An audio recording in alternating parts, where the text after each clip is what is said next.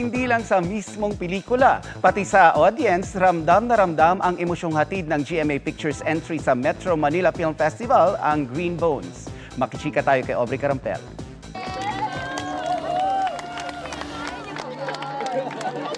Namugto ang mga mata ng mga nanood sa premiere night kagabi ng Green Bones na antig sila sa kwento at mahusay na pagganap ng cast gaya ng mga bidang sina Dennis Trillo at Ruru Madrid na first time ding napanood ang buong film.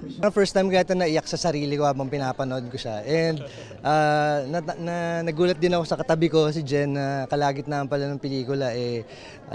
Marami ng tissue na nagagamit. After I watched this film, sabi ko, it's gonna be a timeless film. It's gonna be a classic. I'm just very grateful to be part of this project. Full support ang wife ni Dennis na si Jeneline Mercado at girlfriend ni Ruru na si Bianca Umali. Realization na lahat tayo may second chance at may kabutihan sa puso. Kalimutan ng lahat ng mga problema. Maiksi ang buhay. Magmahalan tayo. Ang hirap huminga habang pinapanood ko yung pelikula. And nang makita ko yung performance, yung balance nilang dalawa ni Kuya Dennis, yung work ni Direk Zig.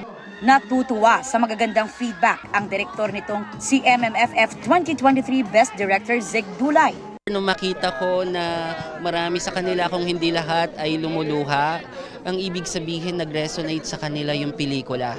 Nanood din sina Pablo at Stel ng SB19 na thankful na naging official soundtrack ng Green Bones ang kanta nilang Niebe. Kasi maganda yung pagkakatagpi-tagpi ng story, so madadala kayo, magiging invested ka po sa story.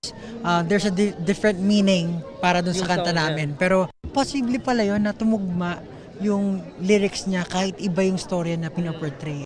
Sumuporta rin sa pelikula ang ilang Kapuso and Sparkle stars at Kapuso multi-awarded host and journalist Jessica Soho.